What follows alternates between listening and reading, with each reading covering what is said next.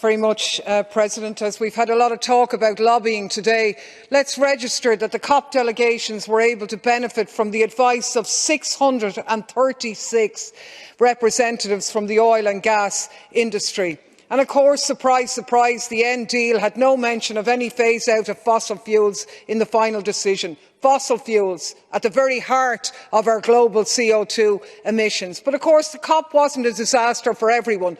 14 international gas agreements were sealed or announced. Germany even signed a partnership with Egypt for gas supplies on the eve of the World Climate Summit.